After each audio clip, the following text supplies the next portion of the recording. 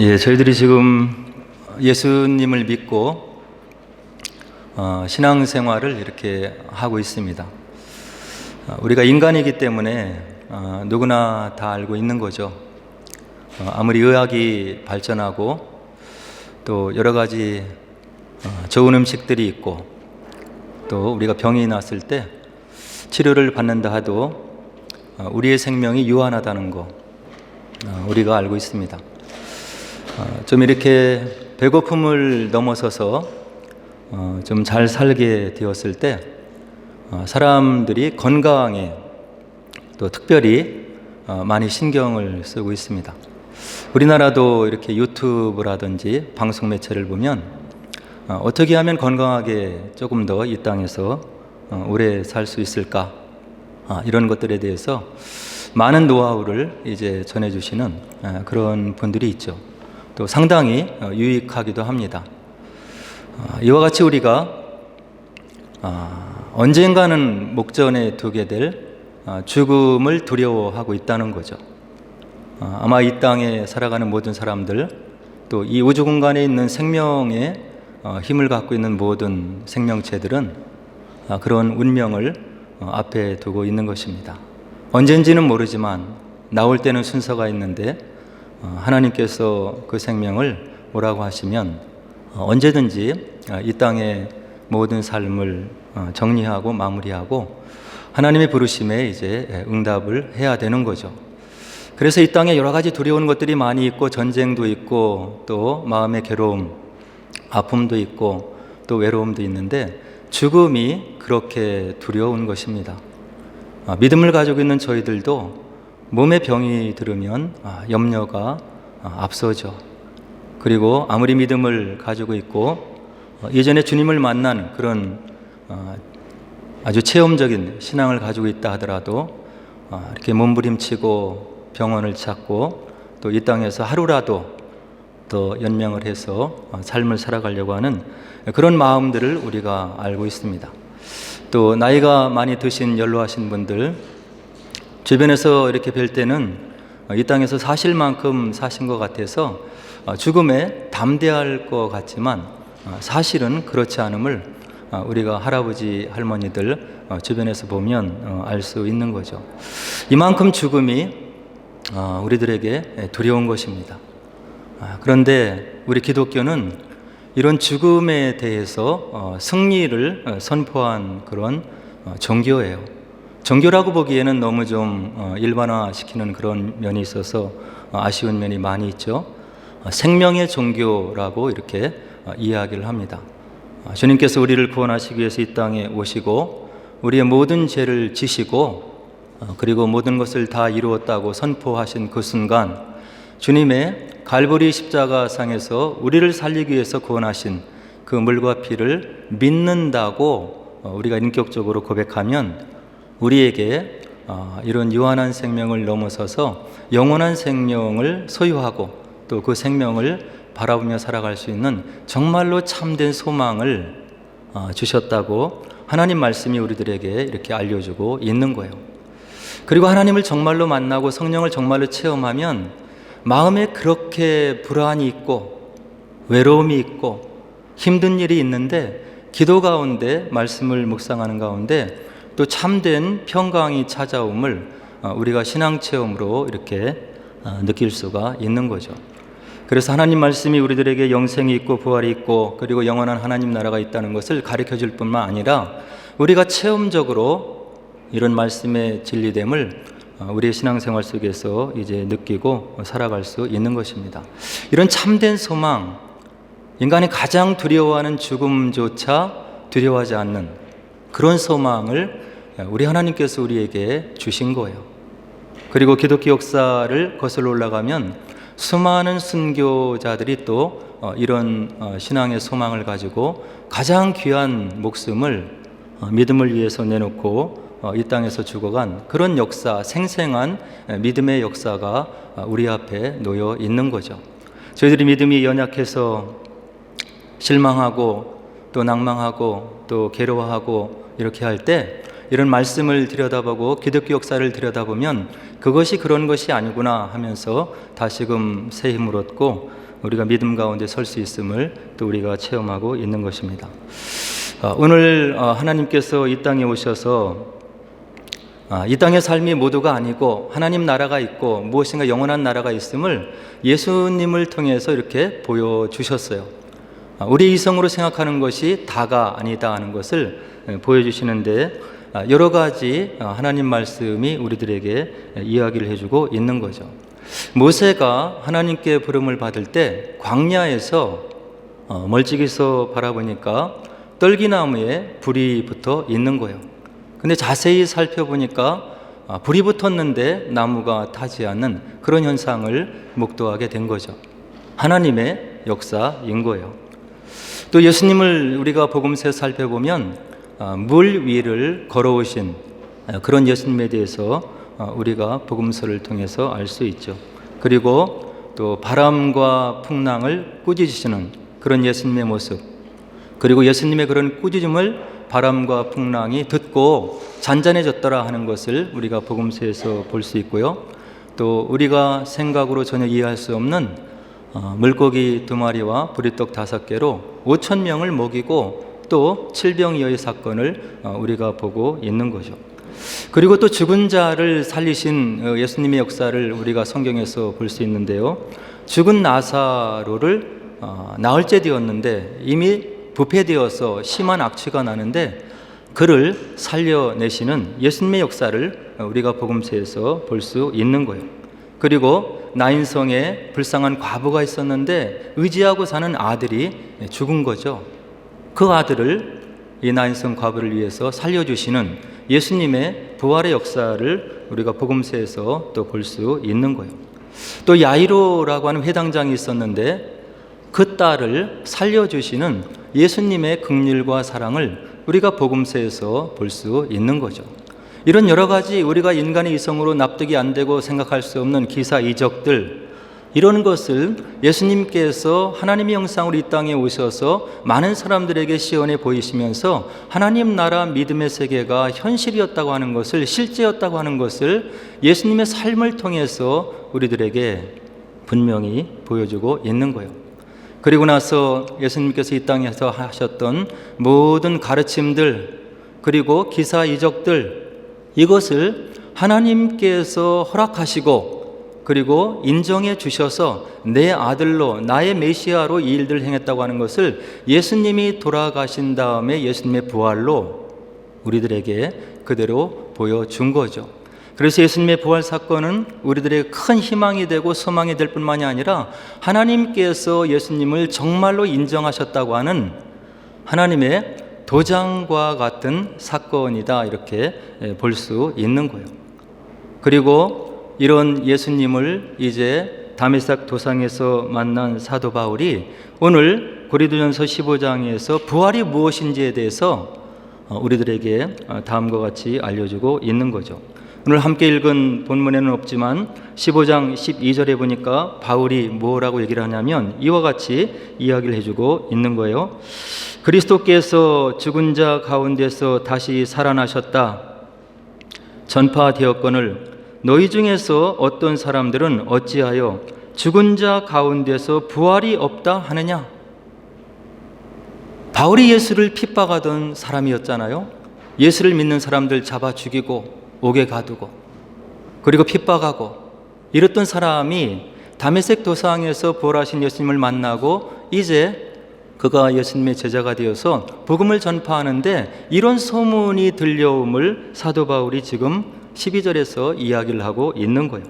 그리스도께서 죽은 자 가운데서 다시 살아나셨다고 전파되었거늘 너희 중에서 어떤 사람들은 어찌하여 죽은 자 가운데서 부활이 없다고 하느냐?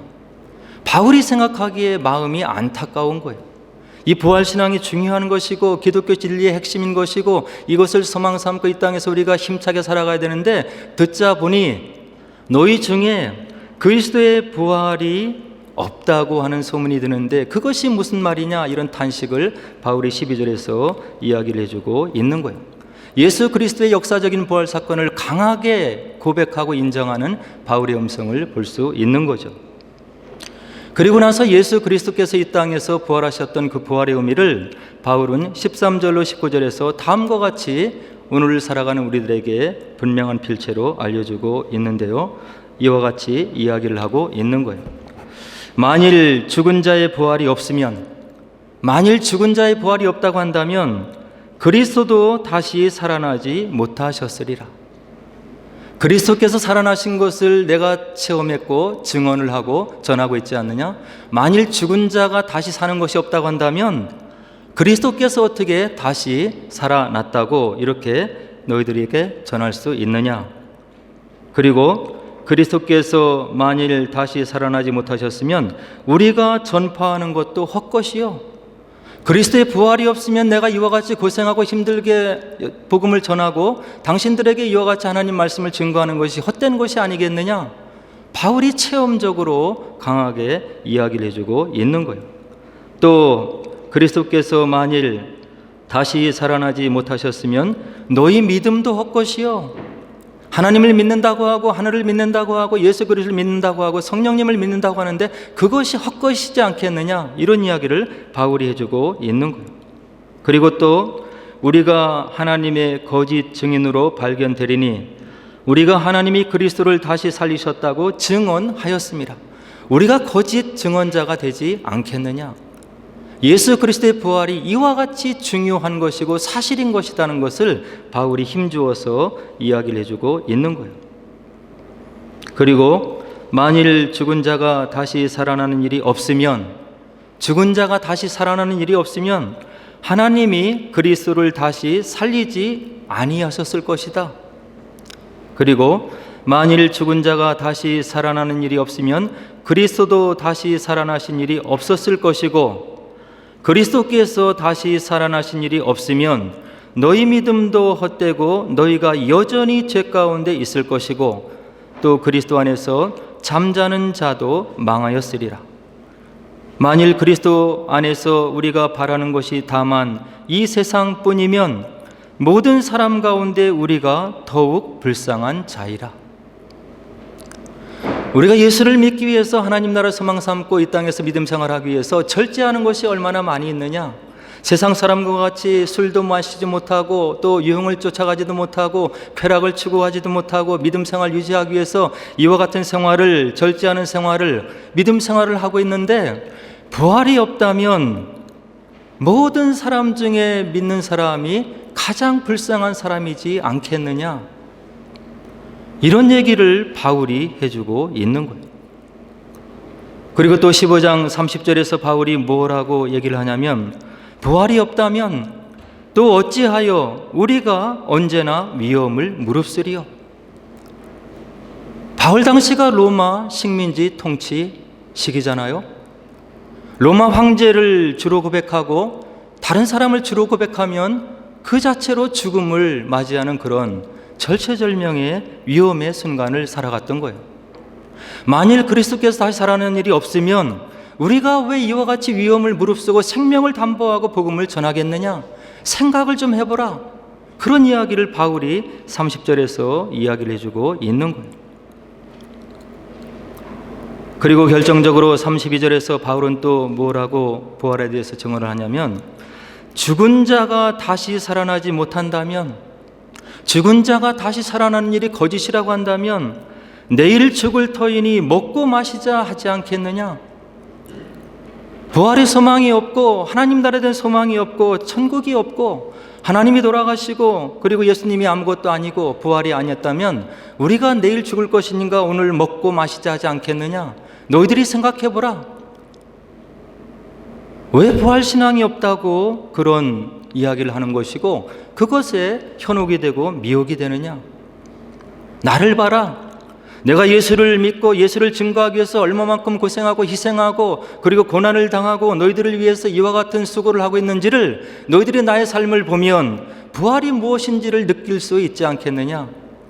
그것이 진리이다는 것을 32절에서 이야기를 해주고 있는 거예요. 그리고 나서 20절에서 부활의 첫 열매를 이야기를 해주시고 있어요. 그러나 이제 그리스도께서 죽은 자 가운데서 다시 살아나사 잠자는 자들의 첫 열매가 되셨도다.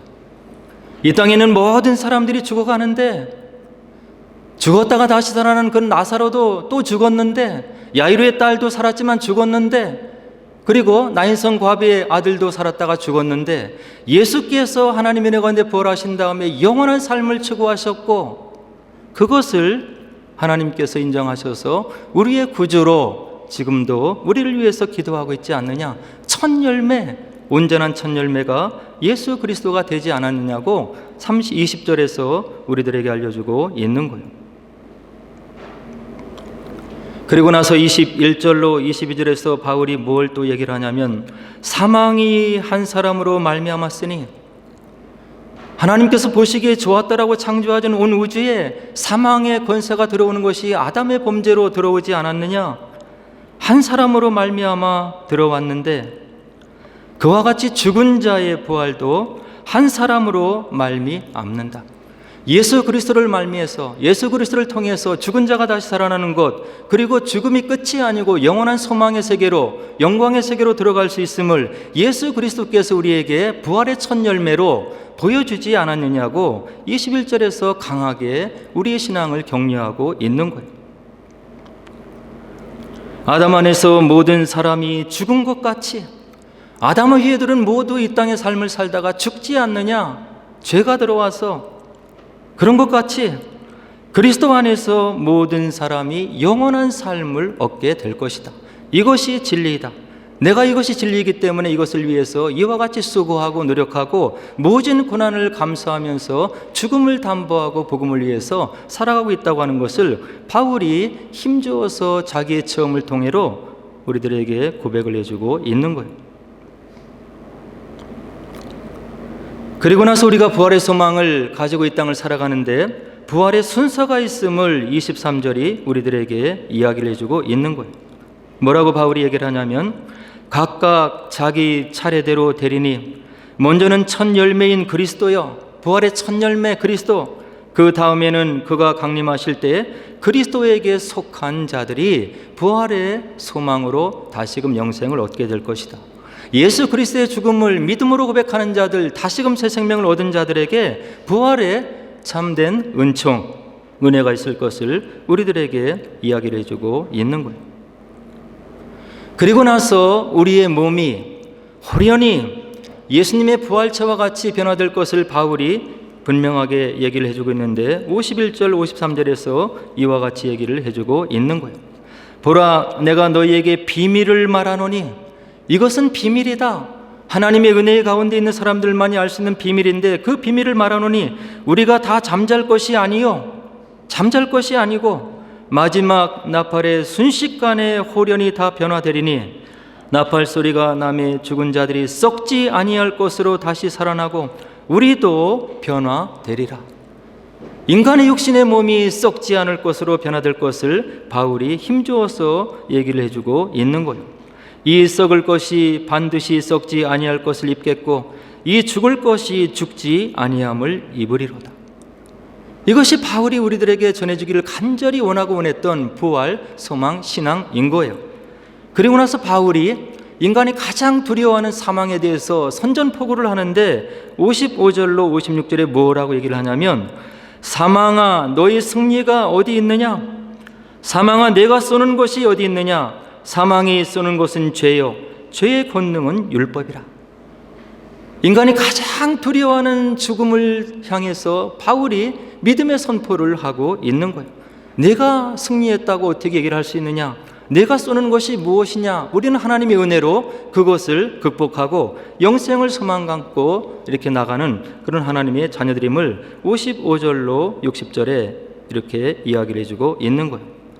그리고 나서 바울이 우리들에게 감사와 권면의 말씀을 또 해주고 있는데 뭐라고 해주냐면, 우리 주 예수 그리스도로 말미암아 우리에게 승리를 주시는 하나님께 감사하노니, 그러므로 내 사랑하는 형제들아 견실하며 흔들리지 말고 항상 주의 일에 더욱 힘쓰는 자들이 되라.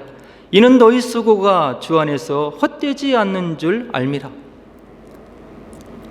부활신앙을 체험을 통해서 간절히 가졌던 사도 바울이 저와 여러분들을 향해서 이런 권면의 말씀을 주시고 있는 거예요.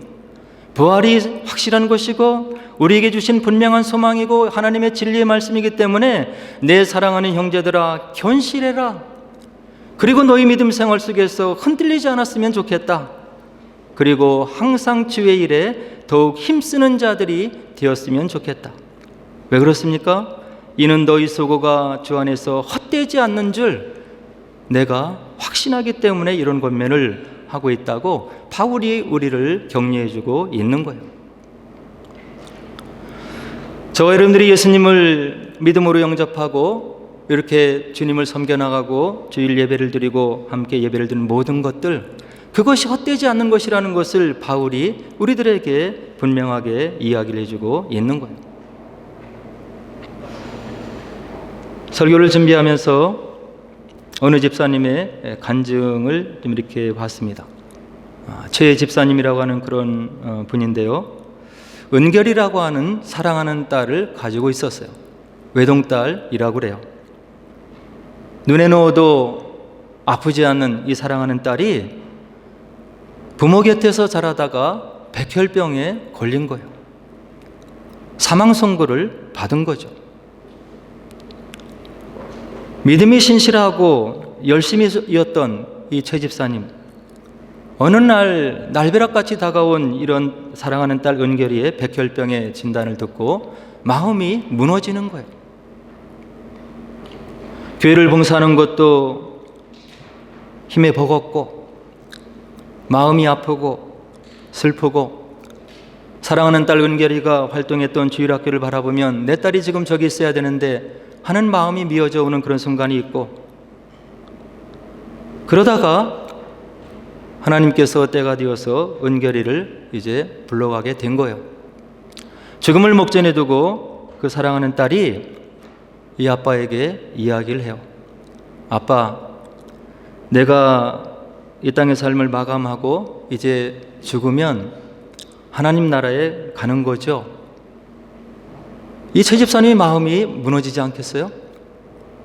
얼마 살지 않는 초등학교 학생 딸, 백혈병으로 죽어가는 그 딸을 보고 눈물을 흘리면서 은결이에게 얘기를 하는 거예요.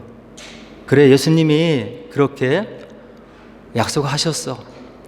그리고 신약 성경에 보니까 나사로도 살려주시고 야이로의 딸도 살려주시고 또 나인성 과부의 딸도 아들도 살려주셨다. 우리 은결이가 먼저 하나님 나라에 가는 거고 아빠도 이 땅에 있다가 좀 살다가 은결이가 있는 곳으로 갈 거야. 그렇게 해서 이제 딸과 나누는 시간을 지내고 이제 사랑하는 딸이 하나님 나라에 먼저 간 거예요. 외동딸이 죽었으니까 담임 목사님 마음이 아프지 않겠어요? 남일 같지 않고.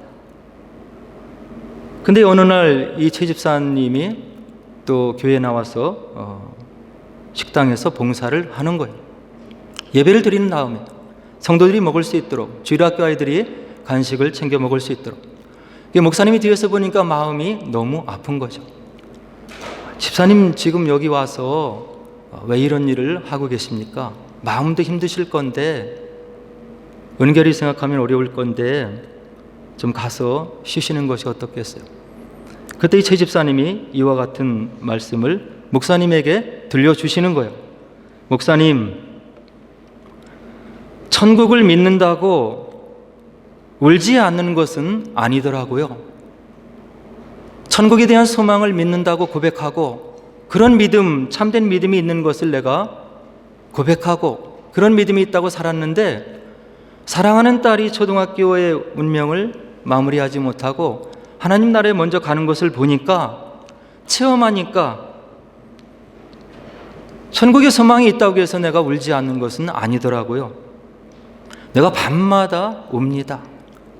은결이를 생각할 때마다 마음이 무너집니다. 그리고 하나님께도 내가 몸부림치며 화를 냈습니다. 차라리 나를 데리고 가시지. 그리고 왜 하필이면 우리 은결이냐고, 왜 은결이가 이와 같은 몹쓸병에 걸려서 채 꽃도 피어보기 전에 하나님 나라에 먼저 가야만 했냐고, 그렇게 내가 하나님께 하소연을 했습니다. 그렇지만 그렇지만 예수님께서 그것이 끝은 아니라고 나에게 말씀으로 약속해 주시고 나의 기도에 응답해 주시고 그런 예수님 내가 기억하고 있습니다. 그리고 내가 믿음이 부족하지만 우리 애가 아주 없어진 것은 아니라고 내가 지금 마음속에 믿고 있습니다. 예수님의 말씀이 그런 말씀이잖아요. 하면서 최 집사님이 목사님을 붙잡고 울었다고 이렇게 그 간증이 이야기를 들려주고 있는 거예요.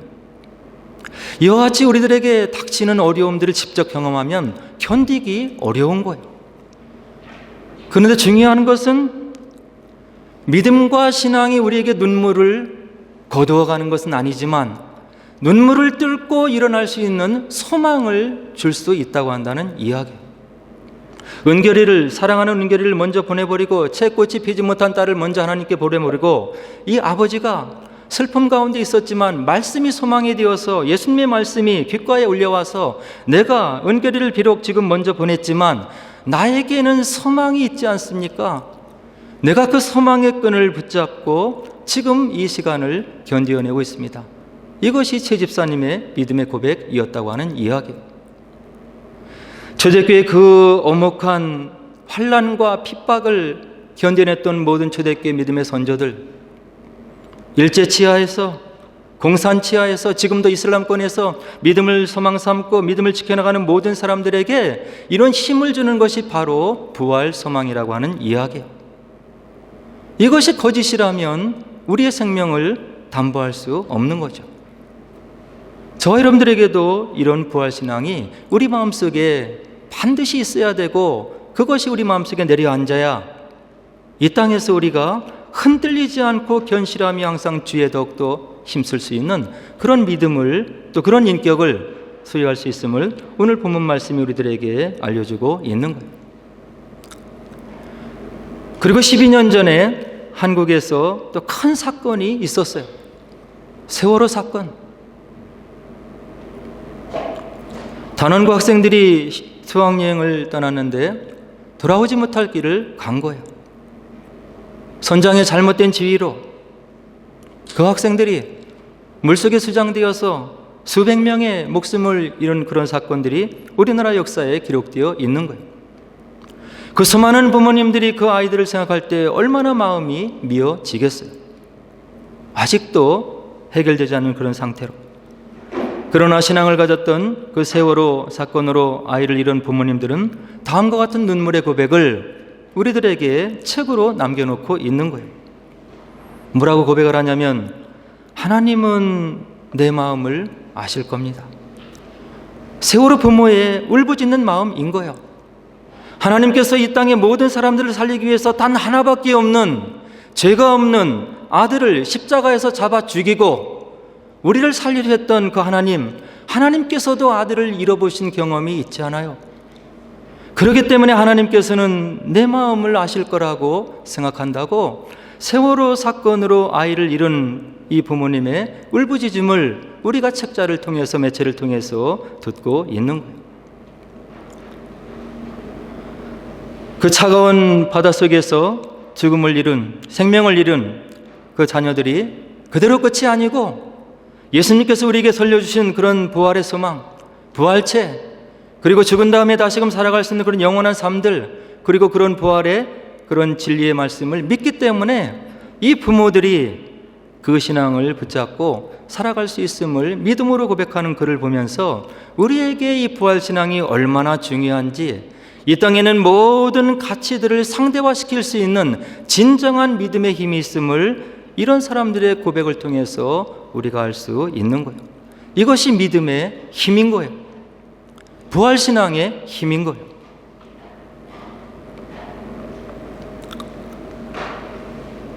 감당할 수 없는 슬픔 가운데서 우리를 다시금 일어서게 해주는 그런 신앙의 힘, 우리에게서 눈물을 없애지는 않으시지만 눈물 뒤에 참된 소망을 가질 수 있도록 우리를 격려하시는 참된 힘, 부활하신 주님께서 저 여러분들에게 주기를 원하시는 그런 참된 믿음의 소망이고 힘이신 거예요.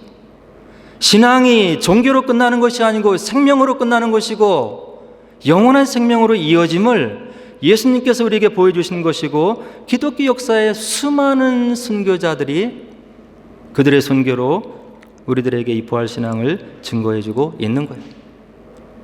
바라기는 오늘 바울이 우리들에게 마음을 울리면서 전해주는 이 귀한 말씀, 부활이 거짓이 아니다, 진리이고 참이고, 그렇기 때문에 내가 이와 같이 힘쓰고 애쓰고 주를 위해서 노력하는 것이고, 그 하나님께서 계심을 믿기 때문에 이런 길을, 모진 길을 걸어갈 수 있는 것이다. 이런 바울의 마음속 깊이에서 우러나오는 고백을 마음속에 새기시고 주님을 바로 섬기시고 예배하시고 경배하시고 살아있는 부활의 소망을 가지셔서 주님께서 기뻐하시는 그런 삶을 살아내시는 저와 여러분 되기를 주의 이름으로 간절히 축원을 드립니다.